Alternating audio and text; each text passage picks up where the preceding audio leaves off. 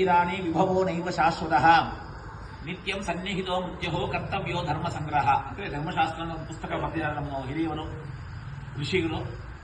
ಏನು ಹೇಳಿದ್ದಾರೆ, ಅನಿತ್ಯಾನಿ ಶರೀರಾಣಿ ಅಂದ್ರೆ ನಾವು ಹುಟ್ಟಿದ ಮೇಲೆ ಈ ಶರೀರ ಒಂದು ನಿತ್ಯ ಇರಲ್ಲ ಅಲ್ವಾ, ಎಲ್ಲದಕ್ಕೂ ಒಂದು ಕಾಲ ಸಮಯ ಎಂದಂಗೆ.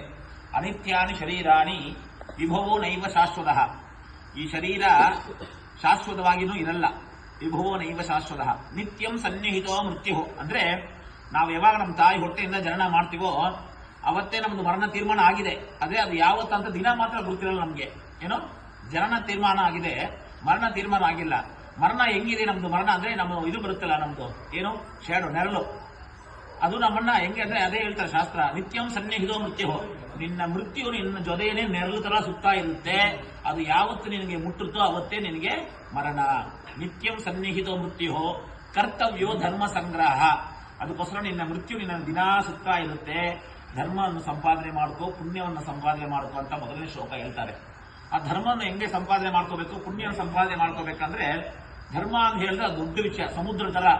ಅದು ಎಲ್ಲೋ ಒಂದ್ ಕಡೆ ತೆಗೆದು ಮಾತಾಡಕ್ಕಾಗಲ್ಲ. ಧರ್ಮ ಅನ್ನೋದು ಎಲ್ಲ ಏನಂದ್ರೆ ಪ್ರತಿದಿನ ನಾವು ಮಾಡೋದು ವಿಚಾರದಲ್ಲಿ ಧರ್ಮ ಇದೆ. ಬೆಳಗ್ಗೆ ಎದ್ದಿದ ತಕ್ಷಣ ಆಚೆ ಬಂದು ಅಕ್ಕಿ ಹಿಟ್ಟನ್ನ ಒಂದು ರಂಗೋಲಿ ಹಾಕಿದ್ರೆ ಒಂದು 10 ಇರುವೆ ತಿನ್ಬೇಕು ಅದನ್ನ, ಅದು ಒಂದು ಧರ್ಮ. ಅದರಿಂದ ನೀವು ಪುಣ್ಯ ಪಡಿಸ್ಕೊಳ್ತೀರಾ. ಆಮೇಲೆ ಅಡಿಗೆ ಮಾಡಿದ ತಕ್ಷಣ ದೇವರಿಗೆ ನೈವೇದ್ಯ ಮಾಡಿ ಒಂದು ಕೈಯಷ್ಟು ಅನ್ನ ತೆಗೆದು ಕಾಗಿಗೆ ಹಾಕ್ಬೇಕು, ಕಾಗೆ ಪಾರಿವಾಳ ತಿನ್ಬೇಕು, ಅದು ಒಂದು ಧರ್ಮ. ಅದರಿಂದ ಪುಣ್ಯ ಸಿಗುತ್ತೆ. ಬೆಳಗ್ಗೆ ಯಾರ ಮನೆಗೆ ಅವ್ರು ಕೆಲಸ ಅವ್ರು ಯಾರೇ ಬರಲಿ, ಯಾರೇ ರೂಪದಲ್ಲಿ ಬರ್ತಾರೆ, ಅವ್ರಿಗೊಂದು ಕುಡಿಯಕ್ಕೆ ಕಾಫಿನೋ ಟೀನೋ ಮಾಡ್ಕೊಳ್ಬೇಕು, ಅದು ಒಂದು ಪುಣ್ಯ. ಅತಿಥಿ ದೇವ ಅಂದ್ರೆ ಅತಿಥಿ ದೇವ ದಿನ ಮನೆಗೆ ಅತಿಥಿ ಬರಲ್ಲ, ಯಾರೋ ಬರೋರಿಗೆ ನಾವು ಅತಿಥಿ ಸತ್ಕಾರ ಮಾಡಬೇಕು. ಅಂದ್ರೆ ಏನಂದ್ರೆ ಅವ್ರು ಬಂದಿರೋನ ದೇವರಂತ ಅತಿಥಿ ದೇವೋ ಭವ ಅಂತ ಹೇಳಿದ್ದಾರೆ. ಆ ಅತಿಥಿ ಯಾಕೆ ಬರ್ತಾರೆ ಮನೆಗೆ ಅಂದ್ರೆ ನಮ್ಮ ಹಿರಿಯರು ಇರ್ಬೇಕು, ಪಿತೃಗಳು ಇರ್ಬೋದು, ಅಂದ್ರೆ ನಮ್ಮನ್ನ ಶೋಧನೆ ಮಾಡಕ್ಕೆ.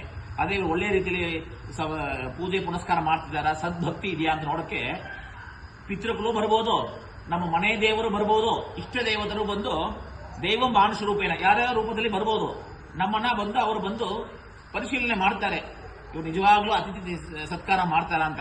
ಅವ್ರಿಗೆ ಒಂದು ಕಾಫಿ ಟೀನೋ ನಮ್ಮ ಶಕ್ತಿ ಎಷ್ಟಿದೆ ಅಷ್ಟು ಮಾಡಬೇಕು.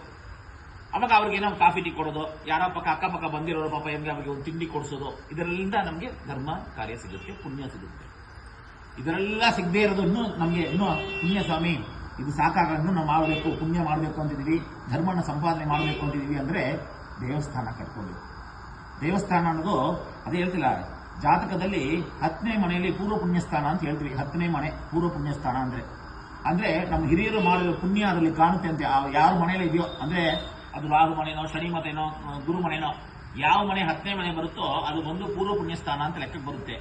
ಆ ಮನೆಯಿಂದ ನಮಗೆ ಲೆಕ್ಕ ಬರುತ್ತೆ. ಅಂದ್ರೆ ನಿಮ್ ಹಿರಿಯರು ಮಾಡಿರೋ ಪುಣ್ಯ ನೀವು ಚೆನ್ನಾಗಿದ್ದೀರಾ ಅಂತ ಹೇಳ್ತಾರೆ, ನೀವು ಹಿರಿಯರು ಮಾಡಿರೋ ಪಾಪ ನೀವು ಅನುಭವಿಸ್ತಿದ್ದೀರಾ ಅಂತ ಹೇಳ್ತಿದ್ದಾರೆ. ಆಗ ನಾವು ಮಾಡಿರೋ ಪುಣ್ಯ ಮಾತ್ರ ಸಾಕಾಗಲ್ಲ, ನಮ್ಮ ಹಿರಿಯರು ಪುಣ್ಯ ಮಾಡಿರ್ಬೇಕು, ಅವಾಗ ಪೂರ್ವ ಪುಣ್ಯ ಸ್ಥಾನ ಅಂತ ಬರುತ್ತೆ. ಆ ಪೂರ್ವ ಪುಣ್ಯ ಸ್ಥಾನದಲ್ಲಿ ನಮ್ಗೆ ಒಂದು ಋಣ ಇರಬೇಕು. ದೇವಸ್ಥಾನಕ್ಕೆ ಒಂದು ಜಾಗ ಕೊಡೋದಿರಲಿ, ಇಲ್ಲ ಒಂದು 10 ಇಟ್ಟಿಗೆ ಕೊಡೋದಿರಲಿ, ಒಂದು ಮೂಟೆ ಸಿಮೆಂಟ್ ಕೊಡೋದಿರಲಿ, ಇಲ್ಲ ವಿಗ್ರಹ ಮಾಡಿ ಕೊಡೋದಿರಲಿ, ಯಾವುದೇ ಒಂದು ಅದು ಋಣ ಇದ್ರೆ ಮಾತ್ರನೇ ನಾವು ದೇವಸ್ಥಾನದ ಕಾರ್ಯ ಮಾಡಕ್ಕಾಗುತ್ತೆ, ಇಲ್ಲಾಂದ್ರೆ ಮಾಡಕ್ಕಾಗಲ್ಲ. ಸ್ವಕಾರ್ಯ ಮಾಡ್ಕೋಬಹುದು, ದೇವ ಕಾರ್ಯ ಮಾಡಕ್ಕಾಗಲ್ಲ. ಅಂದ್ರೆ ಅದು ಋಣಾನುಬಂಧ ರೂಪೇಣ ಪತಿ ಪತ್ನಿ ಸುತಾಲಯ ಅಂತ ಹೇಳ್ತಾರೆ. ಋಣ ಎಲ್ಲದಕ್ಕೂ ಋಣ ಇರಬೇಕು. ಇವರೇ ಗಂಡ ಅಂತ ಋಣ ಇರಬೇಕು, ಇವರೇ ಹೆಂಡತಿ ಅಂತ ಋಣ ಇರಬೇಕು, ಇವರೇ ಮಕ್ಕಳು ಅಂತ ಋಣ ಇರಬೇಕು, ಇಲ್ಲೇ ಕೆಲಸ ಮಾಡ್ಬೇಕು, ಎಲ್ಲ ಋಣ ಬರ್ದಿರಬೇಕು. ನಮ್ಮ ಅಪ್ಪ ಅಮ್ಮ ಹೆಸರು ನಮ್ಮ ಇನ್ಶಿಯಲ್ ಬರ್ಬೇಕಂದ್ರೂ ಋಣ ಇರಬೇಕು, ಇಲ್ಲಾಂದ್ರೆ ಯಾವುದು ತೀರ್ಮಾನ ಆಗಲ್ಲ.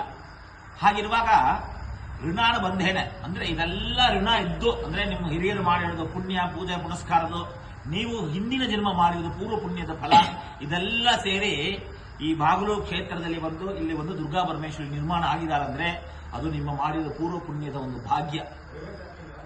ಸರಿ ಆಯ್ತು, ಪೂರ್ವ ಪುಣ್ಯದ ಭಾಗ್ಯ ಇದ್ರೂ ಸರಿ ಆಯ್ತು, ಒಂದು ಜಾಗ ಮಾಡಿದ್ವಿ, ದೇವಸ್ಥಾನ ಮಾಡಿದ್ವಿ, ಮುಂದಕ್ಕೆ ನಡೆಯಕ್ಕಾಗಲ್ಲ. ಕೆಲವರು ಮಾಡಿದ ಮೇಲೆ ಅಲ್ಲೇ ನಿಂತು ಬಿಡ್ತಾರೆ, ಏನ್ ಮಾಡ್ಬೇಕು ಗೊತ್ತಾಗಲ್ಲ, ಸೋಚಲ್ಲ ಅವರಿಗೆ.